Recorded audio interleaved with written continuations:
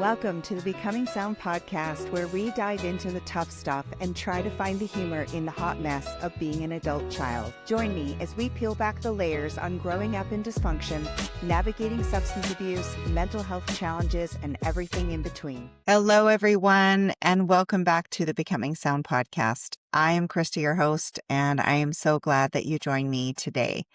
If you're new here, thank you for finding me, and I hope you stick around. If this episode resonates with you today, please share it with a friend. It really helps the podcast grow, and I would be so grateful. My guest today is David Mahler, and he has spent 30 years on Wall Street. He is a survivor of the traumatic events surrounding 1993 and 9/11 at the World Trade Center in New York City.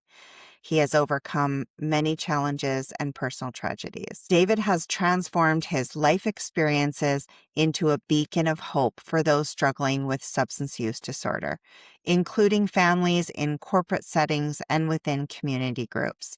It was the battle with substance abuse in his own family, particularly his daughter Dana's struggles, that propelled him into the realm of recovery coaching. After years of supporting his daughter through numerous rehabs and embracing his own healing, he became a certified addiction recovery coach. Fueled by his faith and the painful loss of Dana to fentanyl poisoning, he has transformed his pain into purpose to help others navigate this insidious disease. He is also the author of a best-selling book, From Stigma to Sanity, and I'm so grateful that he's here today. He has such a powerful story. So let's get started with David. Welcome, David, and we can get right into it. Okay, I'm ready. Yeah. So I just have to say that you have experienced addiction basically from every angle. And this is not something that every person goes through. And on top of that, you have multiple layers of stuff that have gone on in your life. And so I think it's so important to not only talk about it, but to learn what you're doing now because of what you've gone through. When did this whole story begin? Mm-hmm. So when my children were little, my children's mom developed an issue with alcohol, Mm-hmm. and I immediately became the codependent enabler. We were young, didn't really know how to deal with it.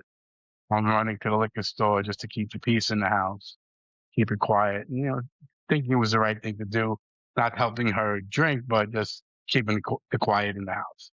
No, not letting the neighbors know that we were in chaos in our home, and Mm-hmm. even not letting family members know either. But she was a great mom. My kids are like always dressed well, on the school bus first. From the outside, everything looked great. But there was a lot of stuff going on in our home. Even getting invited to family parties, we would decline. Or the times we did go, if there was alcohol flowing, our ride home would become a nightmare. Um, Eventually, we moved from Staten Island to Jersey.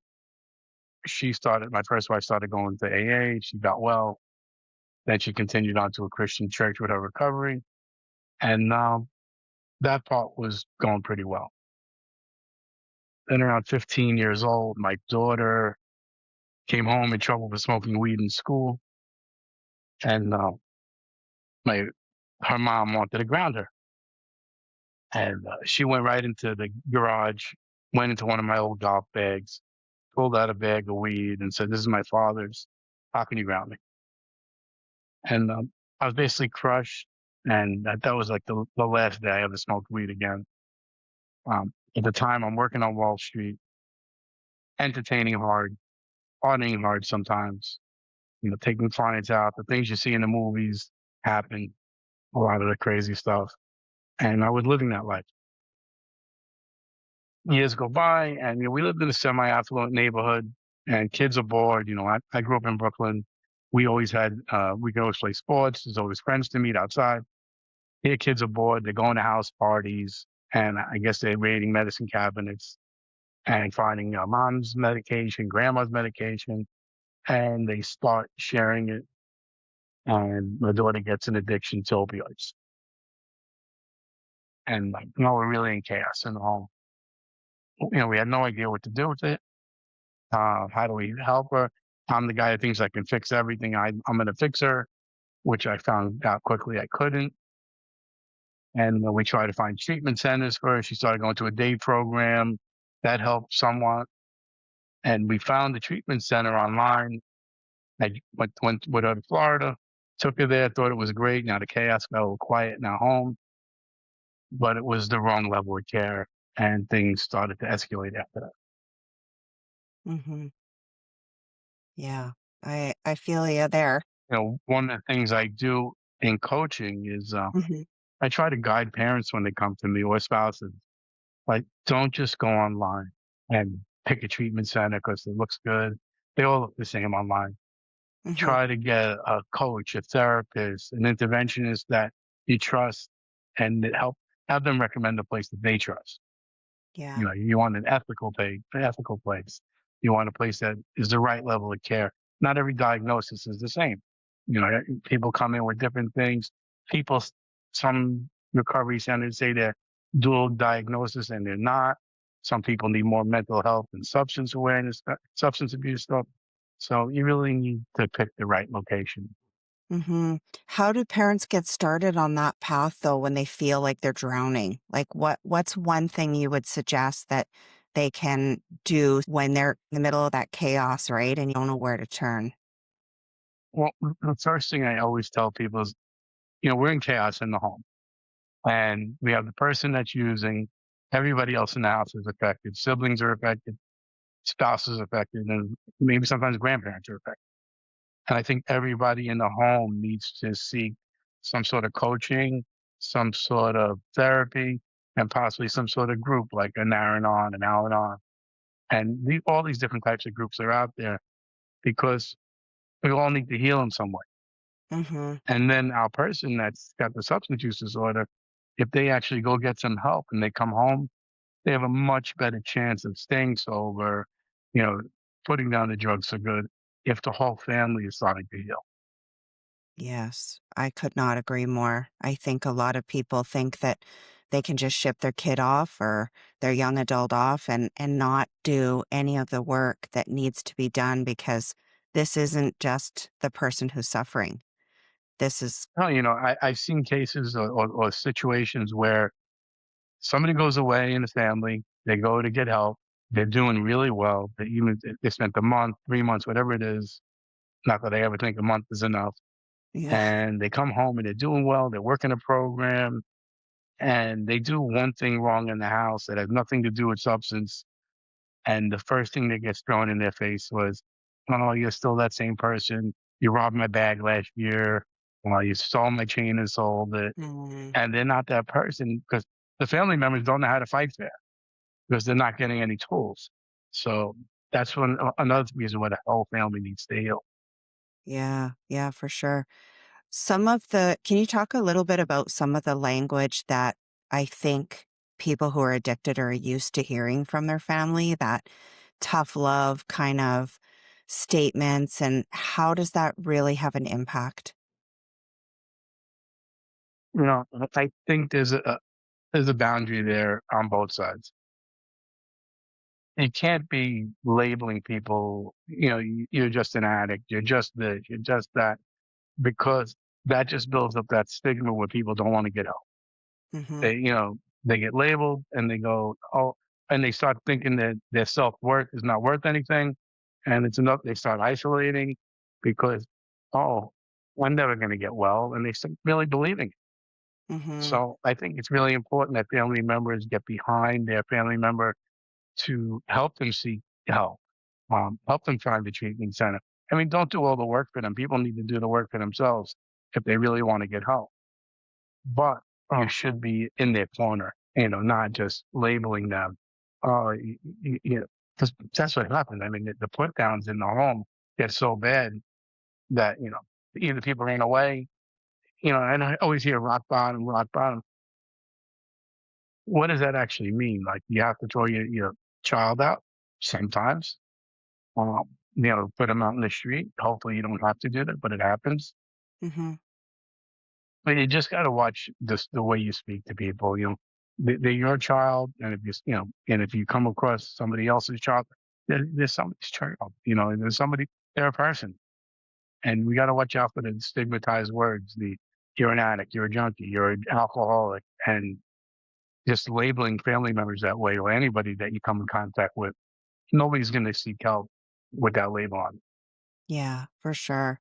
And talking a little bit about like what you were going through before this or during this time, can you dive into a little bit about what was going on for you? Because I know that you were at the World Trade Center or you worked there during So, that period. Is that something that contributed to what was going on for you? so after my first wife started going to AA and Christian church, we were still not on a great place with each other. So we wanted to go to family counseling. So that was in the Trade Center in '93 when the bomb was in the basement, and I walked down 96 floors that day. And then again, I was there in 2001 when the plane hit. So the plane hits, and we're leaving the building quickly, and we get out a side entrance, and the second plane is right above my head. And now we know it's a terrorist attack. And I run towards Battery Park City in New York, just hoping not to get hit with glass. And I see a ferry boat going back and forth to New Jersey, and I have to walk back to the building to be able to get on one of those boats. Unfortunately, as I got closer to the building, is when I saw the horrific sights of people jumping. I mean, very close by to me, I could hear the sound. People jumping in two and threes, holding hands. Quite a few people. So we're in this therapy session for our marriage, and the therapist looks at me and goes, "I can't really counsel you on marriage therapy. You have too much PTSD going on." Mm-hmm. And I didn't even know I had anything. I'm not one of those kind of people that brush everything off and I'll be okay. I would have gone back to work in the trade center the next week if it was built again. Didn't affect me that way.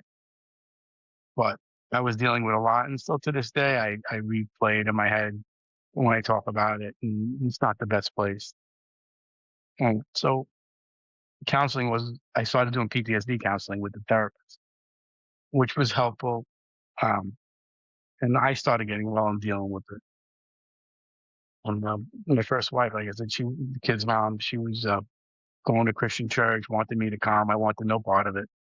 And I enjoyed golf on the weekends, and I was like, this is not for me. She was, like I said, she was getting well. But my daughter, she was getting her, going through treatment center after treatment center and trying to find the right level of care. She got worse after the first treatment center. And it was just like a real battle, Mm-hmm. my first relationship with my first wife, it was very tough going on in life with each other. We weren't always on the same page with my daughter's use. My son was 4 years older. He wasn't using. He was doing well. Uh, he ended up getting married very young. He actually got a job on Wall Street similar to mine. And so he was dealing with it as the sibling. And then he had a child. And a couple of years later, somehow he had some back issues and he got addicted to pain meds. But he went away to a Christian program and came home and he was never used again. So, everybody's different. My Mm-hmm. daughter just kept battling. She must have been in 15 or 20 treatment centers. Yeah. Yeah, that's tough. And like you said, it is tough on the whole family. Sometimes the siblings get forgot about because we don't realize how much they're going through as well. Um, and bearing all those feelings and emotions, and like you said, you didn't realize you had PTSD. I think when you're a parent and dealing with this kind of stuff on top of all the other things that are going on in your life, it's like a compound effect, you know? How did that Yeah, affect? Sorry, go ahead. it was amazing how I was able to function on a high level on a job on Wall Street. I, Yeah. you know, I would just go to bed, somehow put it in the compartment, and I would do my job, and I was doing really well at work, but still entertaining hard. Like when Dana got in trouble for the drug use, I just stopped partying with clients. Did I go out and still drink sometimes? Sure. I never had an issue with alcohol, but I knew that I had to put down anything that I was doing, because it was to me it was recreational, but I couldn't be a hypocrite and be doing things and saying, Mhm. "Oh, you're gonna get well." And it's funny. I was visiting my daughter in a treatment center down in South Florida, and I said, "Dana, I really need to pray for you." And she's like, "Daddy, what do you pray to?" And I said, "I just pray." She goes, "They take us to a Christian church. Why don't you go check it out?" And I went that day, and never wanted to go. My wife had asked me. My first wife had asked me, and I actually became a believer that day. I thought all I was getting out of that was a place to pray for my daughter, but God, in His sense of humor, had a lot more for me, um, and I continue that walk today. Yeah. Can you talk a little bit about that? What he had in store? Oh, wow. I came back to Jersey, and I met the pastor at the church my first wife was going to. We became friends. I started going regularly. I met another guy there from Brooklyn where I grew up. We didn't know each other, but we knew similar people. We became friends. I started getting involved in men's ministry. Then me and him got involved in a special needs ministry, which we still run today. Mhm. We help people with special needs. We run events for adults like bingo and horseback riding. Actually, tomorrow we're having a church service for them. So I've been involved in that. Then a few years later, a friend of mine was going to start what they call Celebrate Recovery, Mhm. which is a Christian 12-step program. And he's like, "Oh, you have all this background. Can you come and help me?" And they were giving us training. And I was like, first night, I called Dana and I said, "Dana, I don't think this is for me." And she said, "Daddy, you got to stay. Someone like me is going to walk through the door. Someone like my mom's going to come in. And you've been to every war with us. You could talk to them." So I stayed. And a few leaders left. Then COVID hit and it closed briefly. And I didn't want to see it die. We had like 35 people coming on a Thursday night. And all of a sudden I found myself as the ministry leader. And I'm like, what happened here? I didn't want to be involved. I didn't think I was going to be a believer. All of a sudden I'm running a ministry for people with substance use, which Yeah. I still run every Thursday night now. Yeah. Wow. And people like my daughter have come through the door. People like her mom come through the door. And, I have a way of talking to them. Mhm. Just I've been through it. Um, so a little bit more about my daughter. I just wanted to bring this up. So my daughter ended up getting clean in a facility in South Florida that didn't care about her insurance ended, didn't ask me for a dime. I had burned through so much cash with different treatment centers over the years. Mhm. They just said to me, she can stay here as long as she wants to be well. They put her through school to become a BHT and a KSAC. Now she started working in the recovery industry, doing super well. And then she decided she wanted to move back from Florida to Jersey. I had a condo in Jersey. She was living there. I was remarried at this time, living in Brooklyn. And about a year and a half in, she told me she went out and used after being about 7 years clean. Oh, wow. And she said, I need to go into a treatment center. I feel better if I do. She went into a treatment center. And when she had to come home, I told her she had to go live in a woman's sober home because I'm not at the place in Jersey. I'm just worried. She went to live in a sober home. And this is 2020. COVID hit. The sober home calls me and said, "We need all the ladies to go home and quarantine, especially the ones who are doing well." And I'm like, "Really? I'm really worried about her coming home right now. Mhm. I don't live there." They said, "Dana is running all our groups. She's like in charge here. If anybody can go home, she can go home." And I spoke with her on the phone. She says, "I'm going to stay with my girlfriend. We're going to get a hotel before we quarantine from each other." And I was more worried about that. And she's like, "Oh, I bought cleaning supplies. I got food. It's got a kitchenette. She loves to cook. I'm going to cook. And I'll see you tomorrow." And that night, uh, Dana went out and used. And I got a phone call from her girlfriend the next morning and said she found Dana. And we lost Dana on Palm Sunday of 2020. Mm. So sorry to hear that. Oh, And I really blame it on, they got labeled as an overdose, but it truly was fentanyl poisoning. She Mm, didn't do any large amount of drugs. Just the drug that she took had fentanyl in it. And, and like that year, there were over 100,000 deaths by fentanyl. And wow. it was no, there was 120,000 deaths called overdose. 75,000 were due to fentanyl. That's a whole football stadium full of people. 75,000 people. That's crazy. Yeah, wow, that's insane. And I mean, I'm in Canada here. We have the exact same thing going on. This is Um, about what's in the drugs, and it's not always an overdose. I have people in my family who have lost because of that exact thing. And one pill, and that's it. And that was No, it. they have a thing out there called the chocolate chip effect. And like, what is that? I do some substance awareness training, and I was doing a training in front of 150 law enforcement, me and 10 other people over 2 days. And one of the speakers said, "There's a chocolate chip effect. Two kids could buy some pills or whatever it is, and split them in half. One kid dies, one kid doesn't."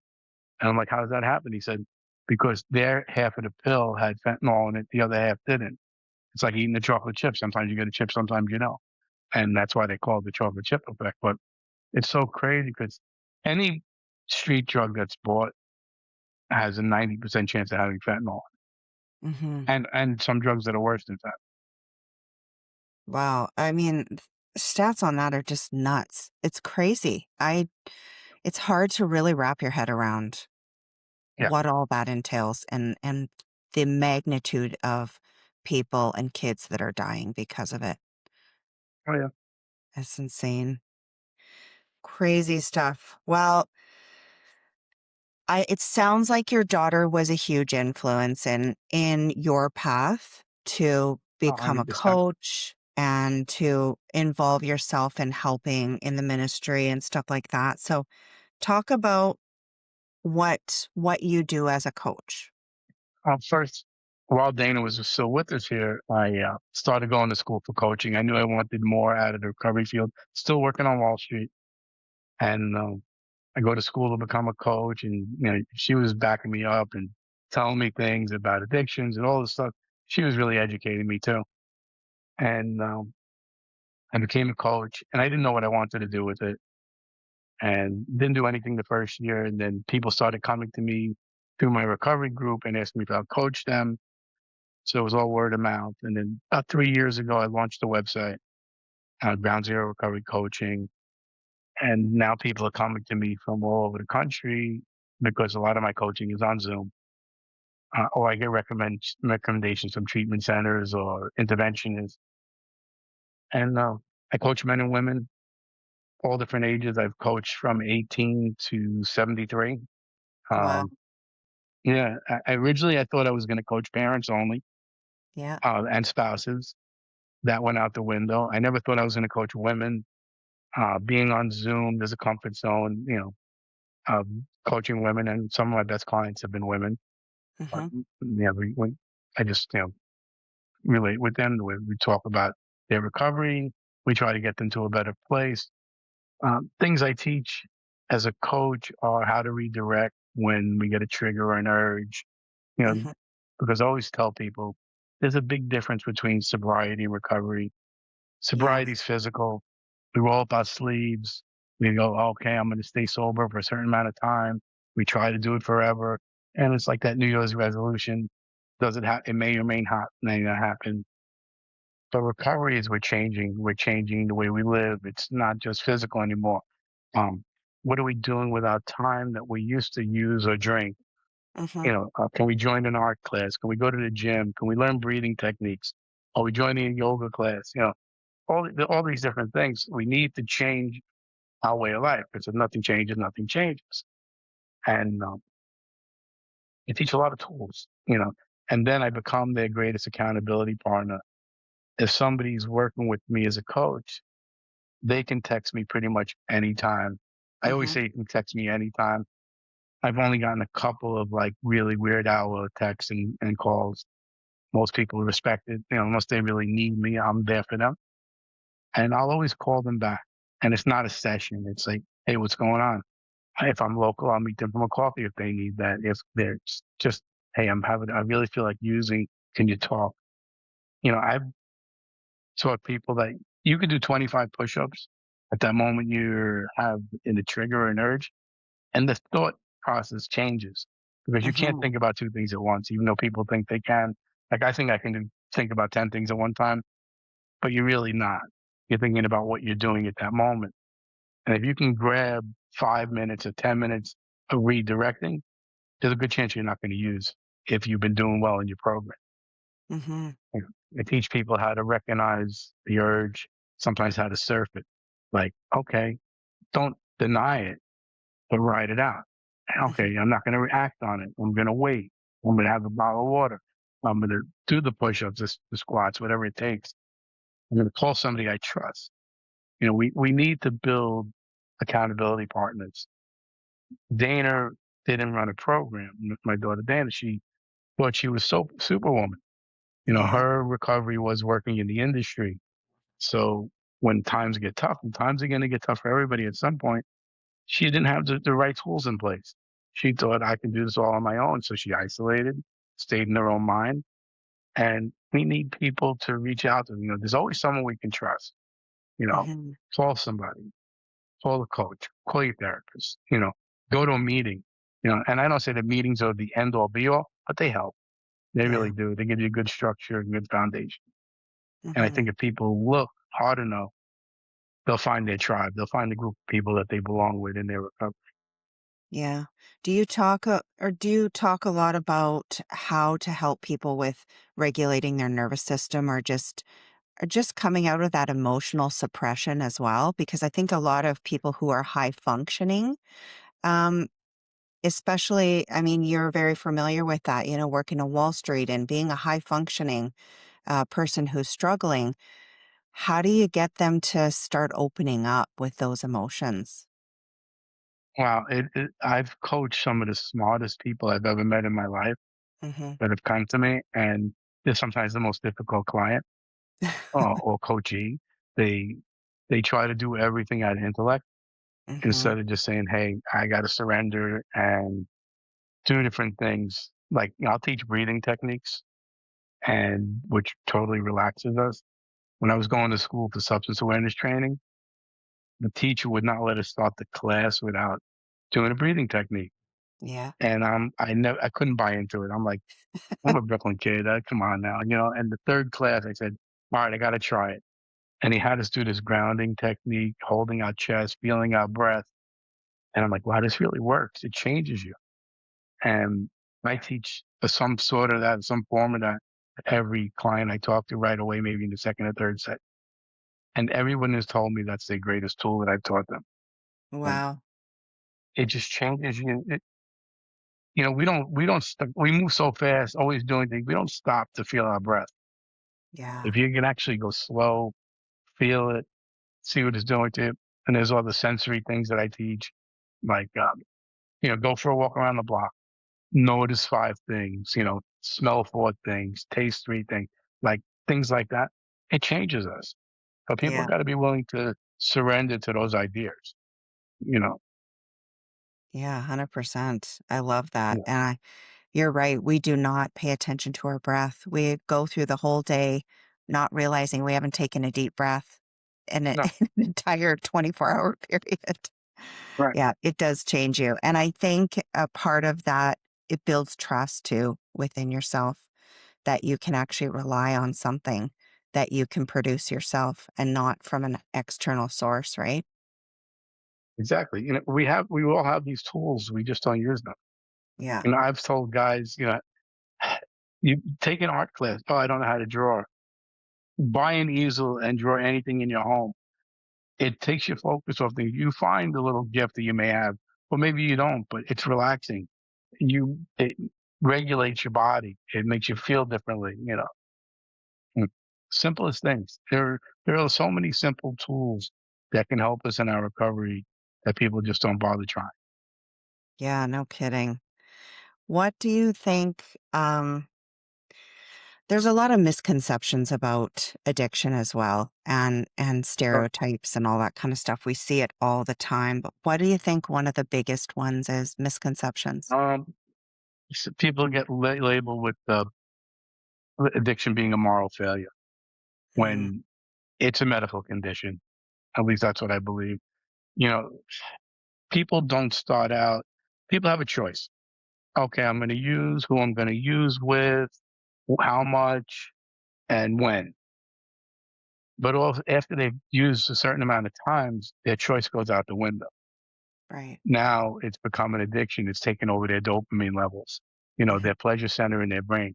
All of a sudden, the only way they're finding pleasure in life is by using, where the person that doesn't use, they could eat a chocolate bar, watch a movie, be at home, feel safe, do things they enjoy, and get this surge of dopamine. Or people that have used drugs numerous times, their dopamine is only produced by using. Right. So, and they lose that natural ability to produce dopamine. So now what was initially a choice is no longer a choice. Hmm. And the drugs is taking over that choice for you. So they'll get labeled with a moral failure and they may want to stop and they may have crossed the point where they can't. Hmm. Well, now they need professional help. You know, sometimes they say call a coach, but then sometimes a coach isn't enough. I have people call me, or they'll buy a 10-session coaching package from me, and 2 sessions in, I'm like, you need more help than a coach. Yeah. You should probably go away for a little while. Oh, I can't. I have a job. I need my laptop. Okay, then how about try an outpatient program? But you need more help. I'll coach you when you come home, or if you're an outpatient, I'll coach you alongside that. You know, it's like I said, it's not a moral failure, and that's also where the stigma comes in. The name calling, people start thinking it's a moral failure Yeah. when it's beyond them. At this point, it's beyond them. Yeah. So this leads me into a question about, because we're talking about stigma, and you are an author of a book. Yeah, Do you thank you. want to hold it up for people there to Oh, see? sure. So hey, can you see it? Yeah.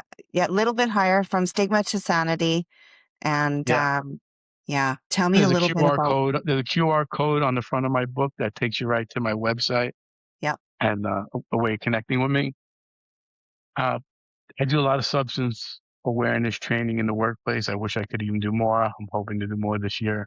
Hmm. Uh, because companies need to educate people better. I was saying the other day, you walk into the kitchen in an office, they got the big choking victim sign. But how come there's not a sign with like a mental health help? Hey, are you suffering from anything? Call this number. Um, Companies have employee assistance programs that people don't even know about. They give you a handbook. And large companies, everybody stuffs it in the drawer. Nobody reads it Right. and knows that there's help.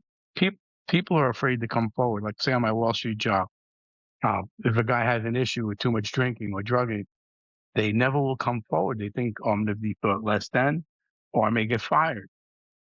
But truthfully, people get fired for all the dumb things they do leading up to getting fired. Not Yeah. showing up, going to lunch and not coming back, showing up one week and being the best worker in the world. Next week, you terrible worker. Something's going on there. And Yeah. managers and HR departments need to be able to recognize this. And unfortunately, a lot of companies sweep it under the rug. Oh, it'll Hmm. get better on its own. It never gets better on its own. And so people shouldn't be afraid to come forward and get, hey, I'm having an issue. Is there somebody in the company I can talk to? Is there a number I can call? And then companies are obligated to confidentiality, and they can't fire you once you come forward and say, I have an issue. And I also try to teach companies that there's a cost factor. They think right away, oh, I'm going to let him go. I'm going to get somebody new. But they may try to train 4 or 5 people for the same job that can't do the job. Or they may go to another company and steal an employee for twice as much money, Yeah. and they paid so much money for a worker. When they Hmm. had a good worker, he was just having an issue going on, and if they could have got him help, he probably would come back as their most loyal employee that he ever had, Yeah. especially if the guy's doing well in his recovery. Yeah, 100%. I could not agree more. And just on a personal note, this exact thing happened to my son when he went into recovery. He was honest, he went to them, and I've never seen such incredible support from a workplace. And they were phenomenal. And not only that, but there were a few other people that came forward and asked for help because of that Right. ripple effect.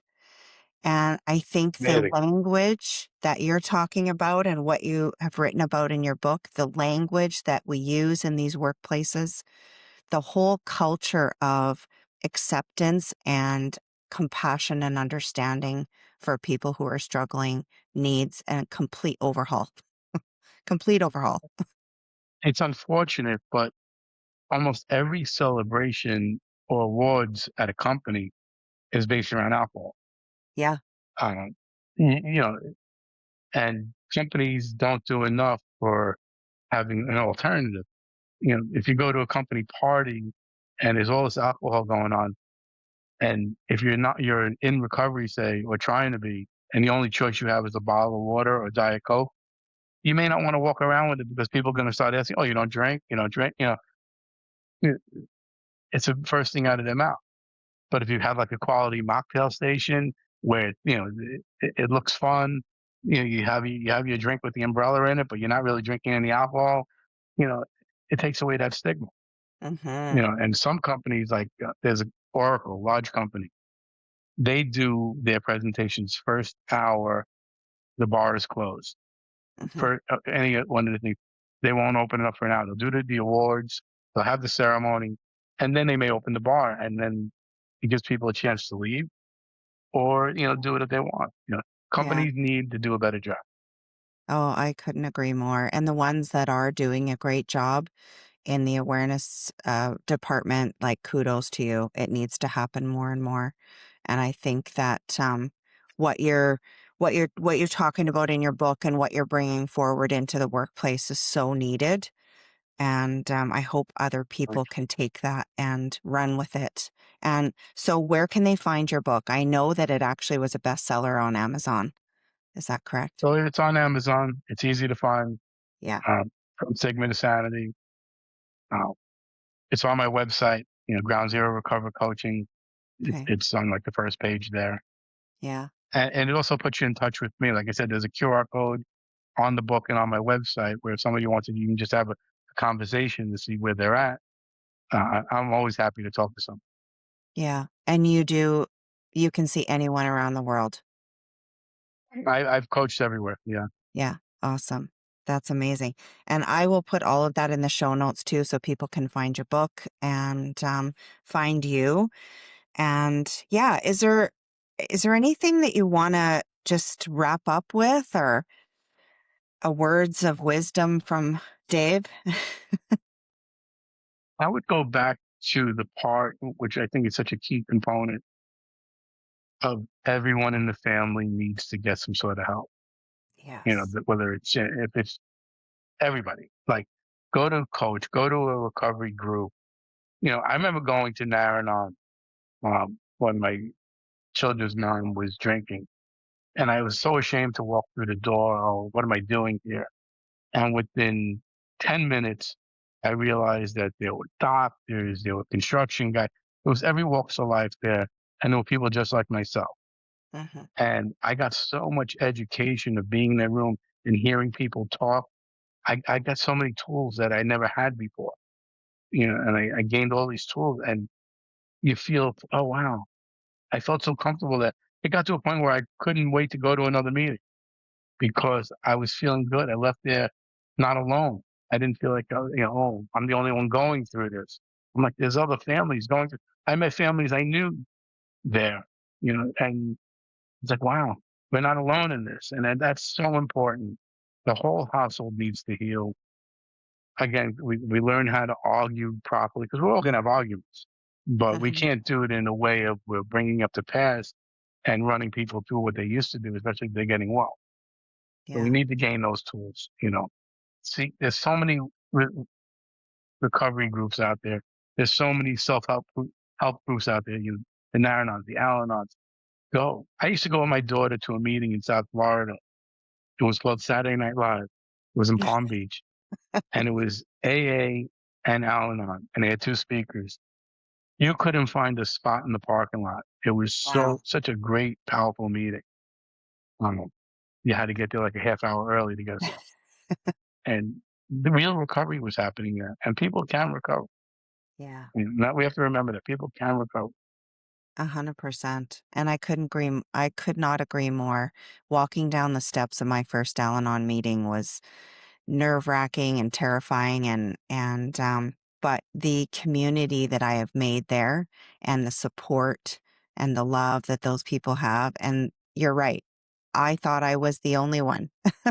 And when you say stats like the football field of people who've died just in that small period of time, we are not alone. This is a huge epidemic, and you can Oh yeah. walk out your front door and probably find, in the first 5 minutes, a few people that are already struggling, whether it be a family member, a parent, or someone in active addiction. You never know. It's all around us. I did a substance awareness training, about 125 people there. And I said, well, how many people here have someone close to them or a family member who's dealing with a substance use disorder? And about 80 people out of 120 raised their hand. Then I said, okay, how many people here had somebody close to them die from fentanyl or substance use? And about 40 to 50 people raised their hands. The Mhm. numbers are just way too large. It's crazy. One person is too much. Now you're talking about out of 120 people, 40, they knew 40 people, and Yeah. a third of the room. Yeah, I agree. And I think that you hear the stats and you think, oh, that's crazy. They're so large, but there are so much unreported. It's so much of it's unreported. And so I think it's really a lot bigger than we even think it is. And third is, Yeah. Yeah. Well, I want to thank you so much for sharing your story and your wisdom. And I think what you're doing is amazing. It's such important work, and we need a lot more recovery coaches and just people who are willing to step out of their comfort zone and speak openly about what has happened to them and their experience. yeah, I left the job on Wall Street to do this full time. Initially, Wow. I was doing it uh, part time and still working and coaching only like 5 to 6 people a week because I couldn't handle more and working a full time job and still going out to dinner once in a while. It just was too much. And I said, you know what? I waited for God. I was praying on it for about a year. And I finally said, you know what? It's time. And I spoke with my company and said, you know what? This is my intentions. And I finally walked away to coach full time.